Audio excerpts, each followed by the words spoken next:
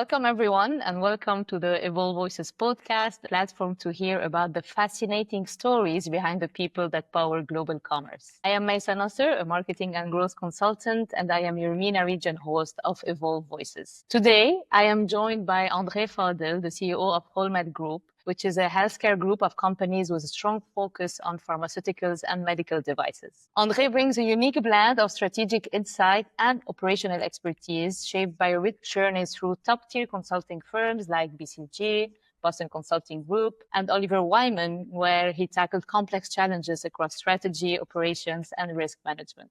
He also holds an MBA from INSEAD, having studied in both Singapore and France, and his early career took him through a boutique consulting firm working across Egypt and Lebanon. So Andre's class offers a masterclass in adaptability, leadership, and navigating cross-industry change from engineering to consulting to healthcare innovation. Andre, welcome to the EVOLVE Voices podcast, and thank you for accepting my invitation. Thank you, Mayssa. It's truly a pleasure to reconnect with you after so many years, and thank you for the opportunity also to be part of your podcast. I look forward to sharing whatever experience that I've had in the past, and to your audience, if it has any kind of relevance, that would be fantastic. So, Andre, tell us, after years in top consulting firms like BCG and Oliver Wyman, what made you shift towards leading a healthcare group today? So I always get this question. It's not the first time that I do. I personally loved consulting. I've done it for over 10 years. I did it with two major multinational firms, but also with a local one. So I've seen the different archetypes of consulting, and it's something that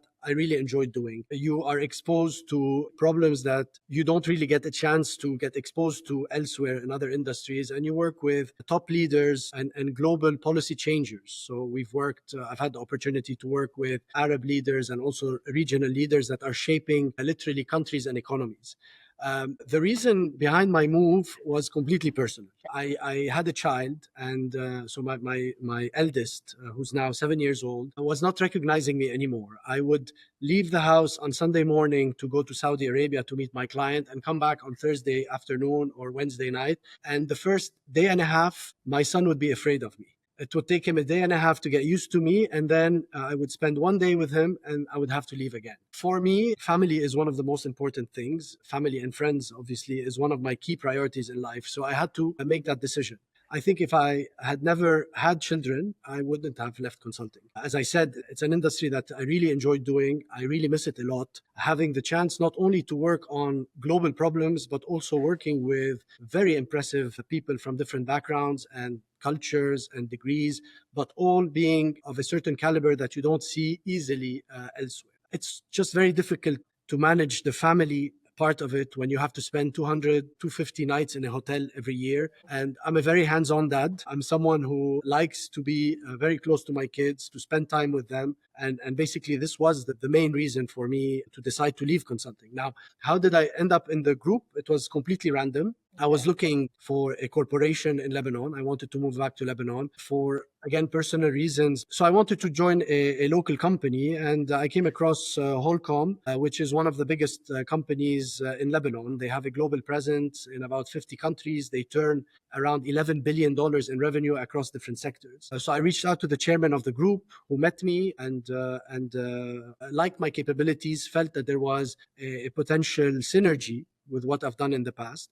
He actually offered me a job to head their telco line in Lebanon, which is more in line with what I used to do at BCG. At BCG, I was mainly focused on private equity / telecom. So I was helping telco operators, acquire and grow through acquisitions. And the group has a telco arm, which includes IDM, Siberia, Cablevision, some brands that you probably know very well. But I decided to get into healthcare because I've always been a bit curious about health. I feel that if I were to go back in time to my college days, I could have seriously considered a career in medicine. So it was purely out of curiosity. And the good thing about consulting is that it teaches you how to learn very quickly. And I think it's the biggest toolkit, the best toolkit that consulting offers you, is because once you get on a project in consulting, you have literally a few days to start figuring things out until you come up with insightful recommendations to your client. So the ability to learn very fast is a skill that you have to pick up very early. And for me, that was a skill that I had to use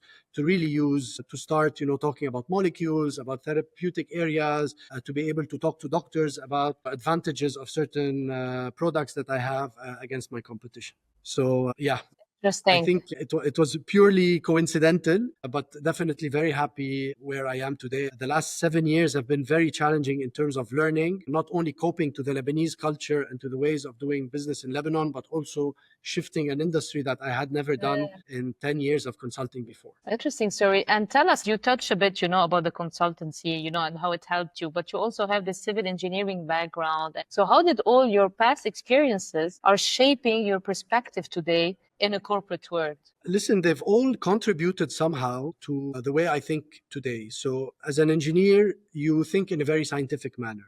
Every single problem, you try to break it down into digestible sizes. So if you have a big problem, you break it down into digestible sizes and in a very analytical way. So today I'm in distribution, for example. Distribution, as you might know, is very low margin and relies on high volume of revenue, and you have to really optimize your costs and maximize your revenue. So there's a lot of business development effort that has to be done, but also a lot on the cost cutting. So if you're not mathematically agile, it's not an easy job to be in, because you have to start thinking about really how to optimize your resources. And it's all about, measuring the different KPIs and the different data points that you have in terms of collection of information. So all that, I thank my engineering degree for it, because it really gave me that technical and mathematical and scientific thought process or thinking process. Okay. During my college days, when I realized that, in fact, I did not want to work as an engineer, and civil engineer and building buildings was not my calling, let's say, I started my last year to work at Bank Aude as an intern. So I spent almost my last year of college. I arranged my schedule to have MWF classes, and I used to go TTH and Saturday to the bank. And I went inside and I told them, I don't want to get paid. I just want to rotate in different departments to start understanding and getting a much better business sense. And this helped me a lot to really read financial statements, understand P&Ls, the relationship between a P&L, a balance sheet, and a cash flow, and how you assess the value of a company and its healthiness, if you wish, of that company. And obviously now, anyone who's done a degree in economics or has worked a bit in business, they know these concepts, but you have to project yourself as a 19-year-old guy who was doing very scientific courses like structural, like thermodynamics, and suddenly getting exposed to balance sheets and P&Ls and cash flows and revenue and gross margins, concepts that you don't really touch a lot unless you get into the business life. So even when I joined consulting, mainly my first job in a boutique consulting company, this experience, even though it was an internship where I rotated, in different departments at Bank Aude, the fact that I knew how to read a balance sheet and a P&L helped me a lot. Because the first thing you do when you are consulting a client is look at their financial stability.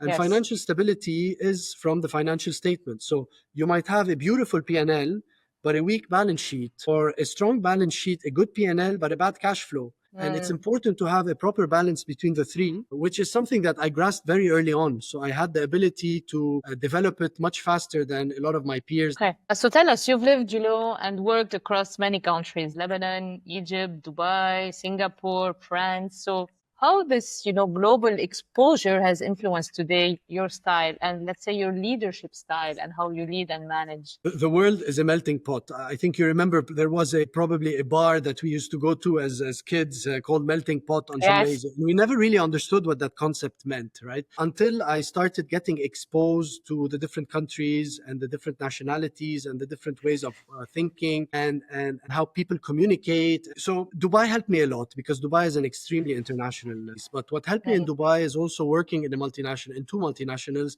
where I think at the time Oliver Wyman had maybe 20, 25 nationalities. And by the end of my time at BCG, I think they had hit 40.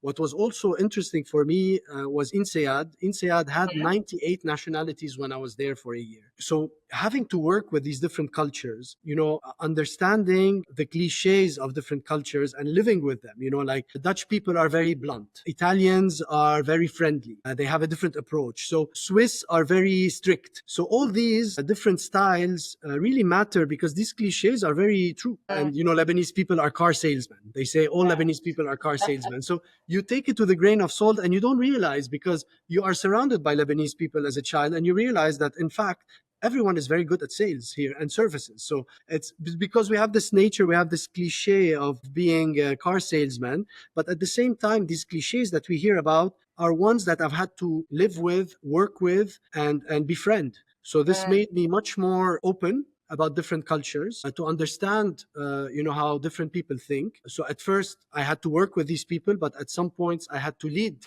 and to manage these different people as I became much more, senior within the different companies that I worked at.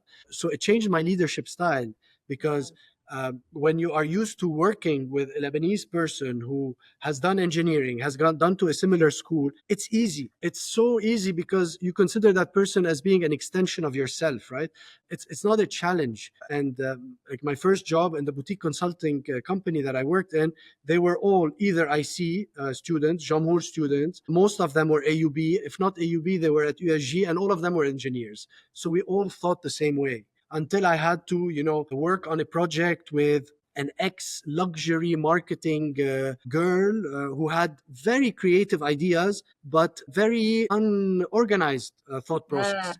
So I had to, be able to absorb what she was telling me and use my skill sets, which are essentially being organized and mathematical, but also absorb the creative part, which I lack. So taking the best out of every single individual and using the best out of what you have to make it into a successful team and to deliver on what we had to deliver. Beautiful. And can you share any example of like a challenging transformation you led and what made it successful, be it, either in consulting or at HomeAd or wherever? So in consulting, we've done many transformations, but I wouldn't like to talk about that a lot because a lot of these transformations were all projects that we did not lead from an implementation standpoint.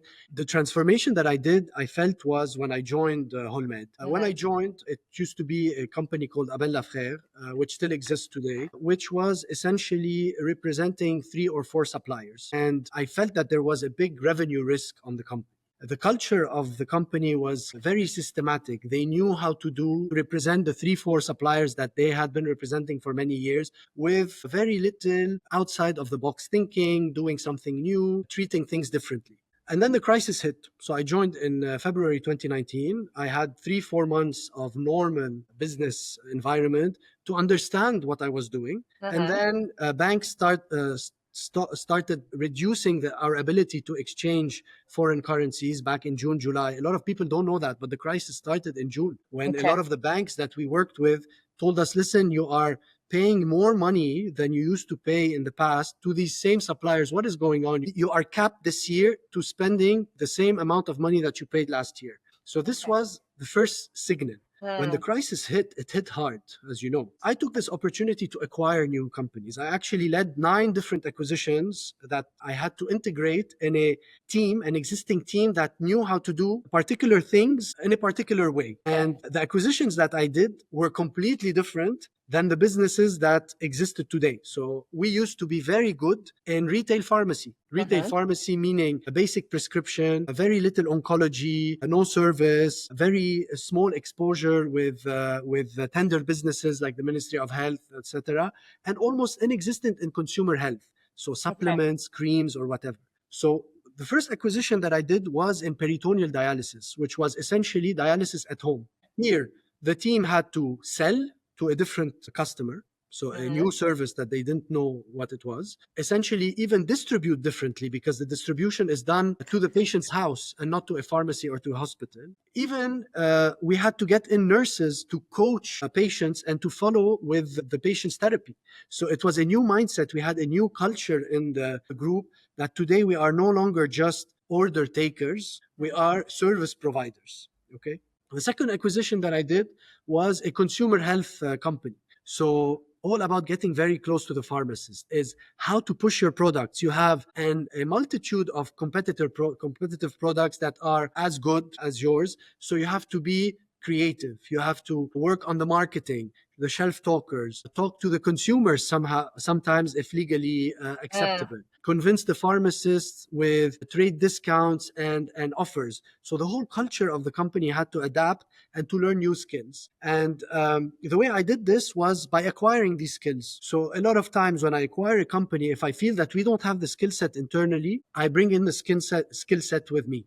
So either the commercial team, the operational team, the clinical team, until the culture of the existing team gets used to doing something new. And this is a bit how we evolved from being what I call order takers, because as I mentioned, the majority of the portfolio at the time was products that everyone knew.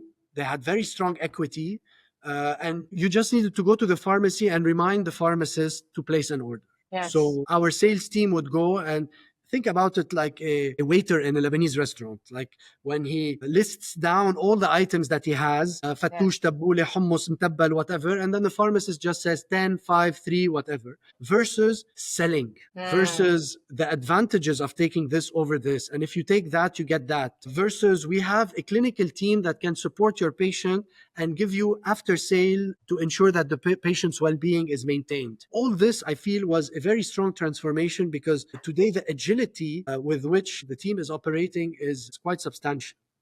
And you took some risks, by the way, right, in acquiring those companies. Yes, I mean, of course. how did you decide that this company would be good, as an addition to what you... So how did you do it, actually? So I did what consulting taught me. You look at your company and you evaluate the landscape, and you see what fields you're playing in and what fields others are playing in. And I started to add complementary brands or complementary services and complementary products. So I felt that, okay, we were weak in access as a company. Access is essentially what you sell to the Ministry of Health. So these large tenders that are usually being done.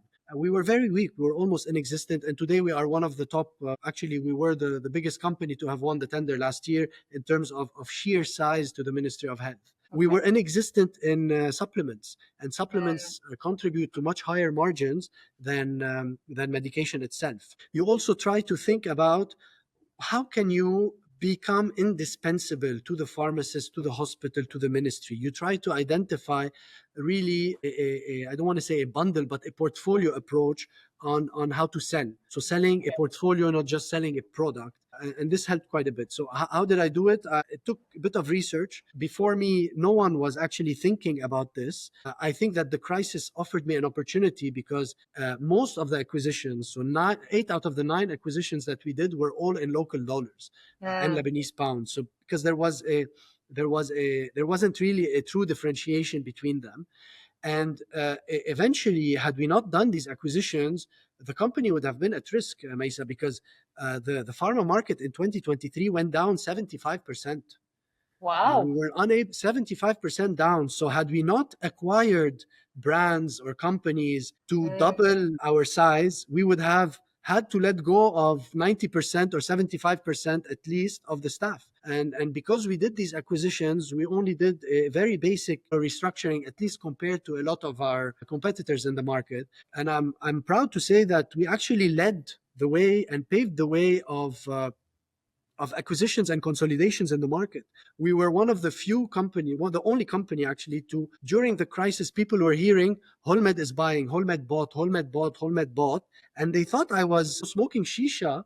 That why are you doing this like this? But then a lot of other companies started doing similar consolidations and buying, because, as I said, distribution, once you have a certain base, a cost base, you need to increase your revenue, and that's all you need to do, because you work on very low margins and you have a heavy infrastructure. So what excites you today about working in a healthcare industry? Because it's a bit, controversial, if I might say so. Tell me, what excites you most today about this industry? I don't want to sound cliche, Mayssa, but what excites me is really to bring in the most innovative therapies that exist out there to the patient. Being at the forefront and working closely with big pharma companies that are listed in different stock exchanges everywhere, it's so cool today to see that you are able to get, first of all, innovation by bringing, the best biotech companies out there and launching them in Lebanon. Two, what excites me is to also provide the Ministry of Health with cost-effective options by bringing in bioequivalents or first generics into the market. I'll give you one product. There's a brand that the Ministry of Health buys for $7-8 million every year. I introduced in record time the first generic, and for the same quantity, cost the ministry 1.5 million. So that saving that was generated of $6.5 from bringing in a bioequivalent from a reference country, just because it's a generic, because the brands, usually the brands, what they do is they invest a lot in R&D. And once they do that, they need to depreciate the amount of money they spent on R&D. So as soon as they lose the patent, the prices go down. So we have to be the first ones to register a cheaper alternative. And this is what we did. So this is what excites me, bringing in innovation, bringing in cost-effective solutions, and building my country, because I was always very proud of Lebanon.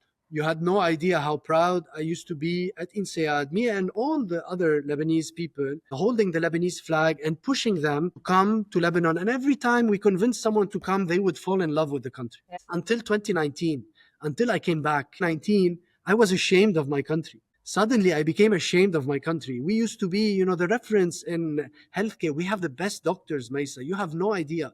We have the best healthcare system in, I want to say, the world. Today, it's almost impossible to get an appointment with a specialist in France or in the UK. We have amazing doctors. We have amazing hospitals, but suddenly we lost all credibility. So this is the third thing that excites me, is to build back that credibility, to bring back Lebanon. I was always very patriotic, and I still am. I'm starting to be a bit more proud of the country, because honestly, 2019, 2024, I was ashamed to call myself Lebanese. I felt every time I had a reunion with my INSEAD peers, and I had my 5-year and my 10-year reunion already during the crisis, I was ashamed to tell them that I moved back to Lebanon. For me, I felt as if I had taken not a shortcut, but a step down of I understand. professionally and personally.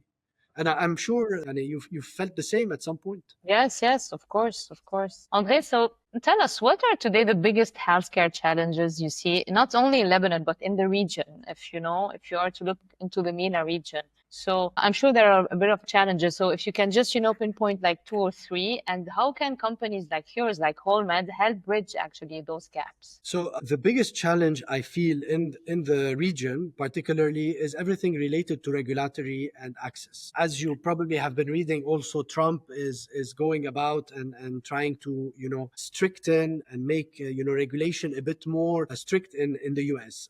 I don't know if you know what that means, but the US and a couple of countries in Africa are the only countries in the world that are unregulated. So today, if you go to a pharmacy X and you buy paracetamol, you might find it at X for $3, but you might find it at Y for $6. So it's unregulated. In Lebanon and many other countries in the world, most of the countries in the world, they price through reference countries. They say, okay, if you want to register a new product in Lebanon or in the UAE or Saudi, you have to show me how much you are selling this product in these 10, 15 other countries, and I would tell you how to price. So regulatory is tough, sometimes a bit too tough. It's good to have tough regulations so that you don't have, very expensive healthcare coverage like in the US. And this is what Donald Trump is trying to do by reducing the pharma bill. But at the same time, it limits a bit the appetite of multinationals to want to launch in your country. I'll give you a very simple example. UAE, you go to them and you tell them, I want to register a certain medication. They tell you, okay, choose the price and okay, we'll be a bit flexible with you. So they all jump and they choose the UAE as being the first to market in the Middle East. Lebanon, they look at 15 countries, out of which Portugal, the UK, Spain, and they choose the lowest price. And the bad thing is that while we do not, as Lebanese, use the UAE as our reference, but Saudi Arabia sometimes look at the price of Lebanon to reference the price there, which means that most multinationals, They start with the UAE because they get a high price. Then they go to Saudi because it's a richer country, it's a bigger country.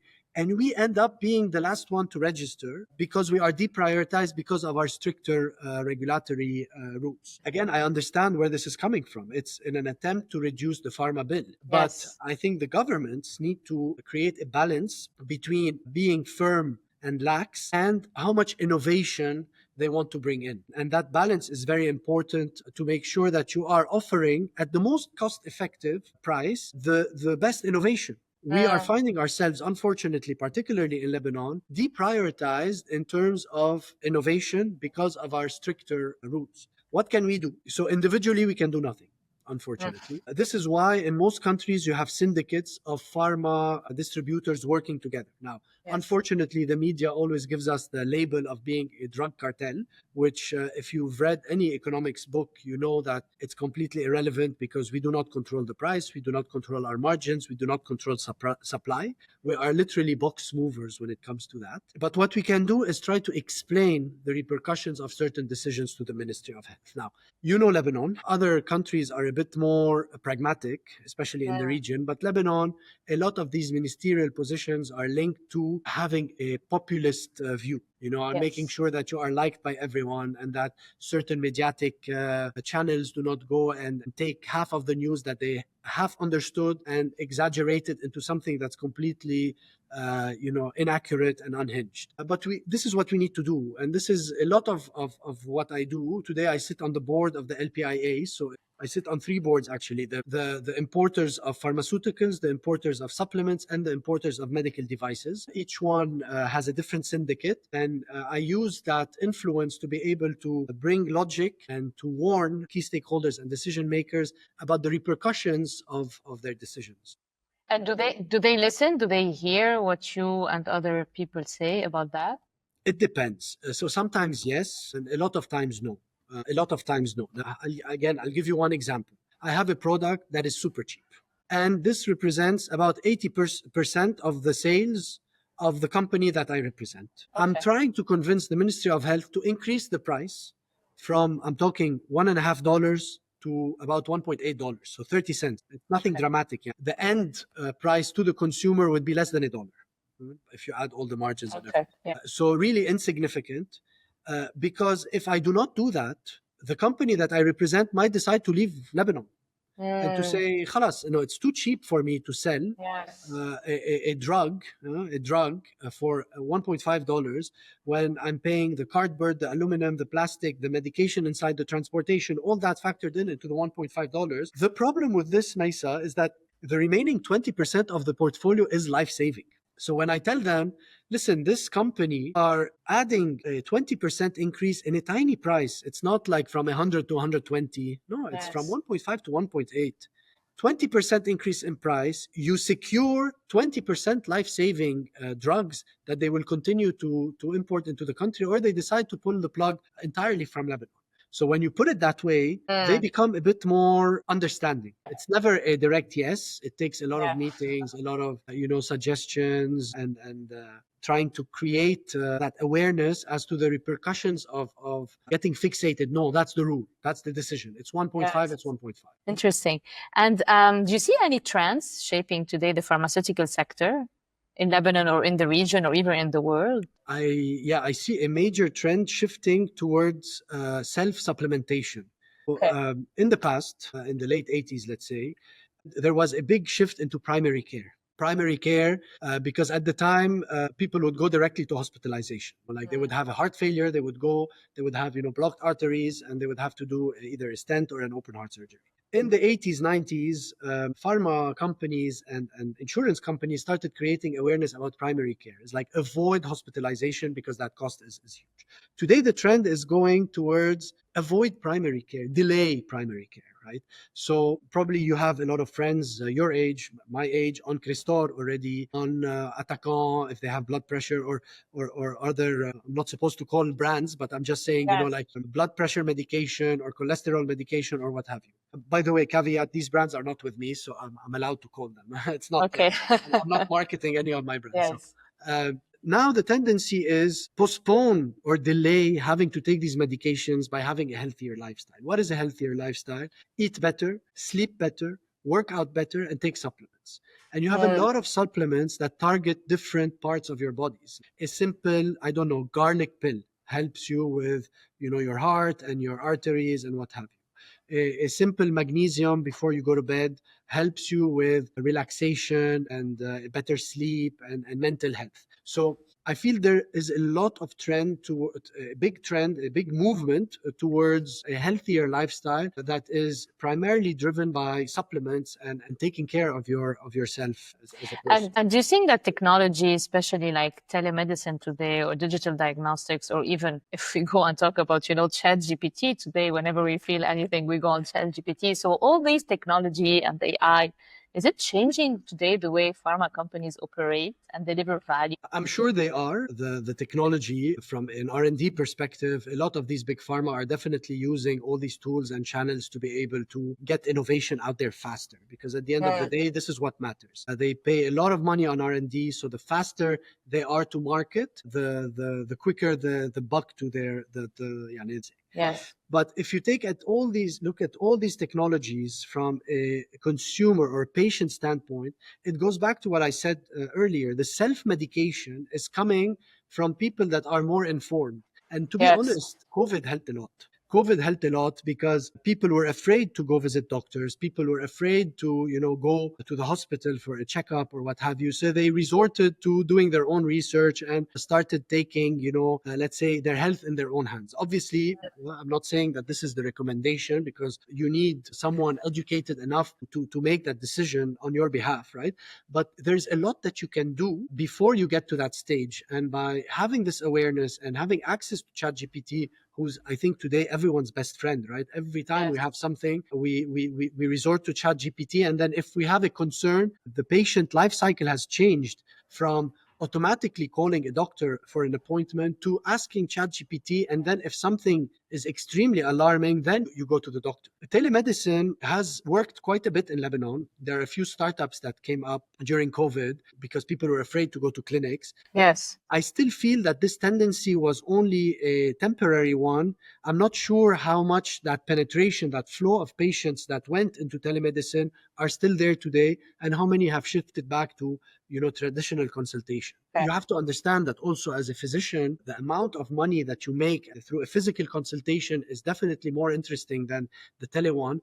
But more importantly than that, the diagnostics of that patient physically is definitely much more accurate than seeing someone through a screen. I feel that definitely technology will change a lot of industries. Like I see certain specialties in medicine that will no longer exist. Like ChatGPT can do this much more accurately, much more efficiently, can continue running, things in the background while everyone is asleep and just looking at reports and giving recommendations. Even in my field in distribution, I don't know when I will have to invest in robots in my warehouse, because one of my key challenge to distributing faster is the human side of fulfillment and delivery. Now, delivery in Lebanon will never be automated, in my opinion, at least not in the short term, but at least the fulfillment part can very easily be automated if you are willing to put in that investment, if the scale of your volume, the volume of your products, it makes sense for you to invest in robots. I came across a video last week about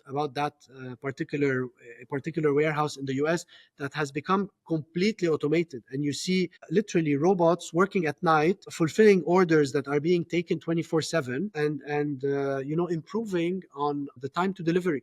Because at the end of the day, with technology, people are becoming more and more impatient. Last mile delivery companies that we are used to, like Deliveroo, like Toters, like Uber, whatever, they made us spoiled. If you wait more than 30 minutes for an order, you get frustrated. And now pharmacists that used to, be okay with us delivering in 24 hours or 48 hours, expect us to deliver their orders in less than that, which is humanly impossible given, the level of technology that we have. So definitely we need to push on that and to invest more and more on the technology part of things. Technology. Andre, let's talk a bit about you. I'm curious to know, how do you stay grounded and focused while navigating, this high pressure environments across, different industries? How do you do it? Listen, this is, I think, something that we learned in consulting, that we learned Okay. quite a bit. And it's a skill that you always have to have a body language that is neutral, not show, first of all, your managers or your partners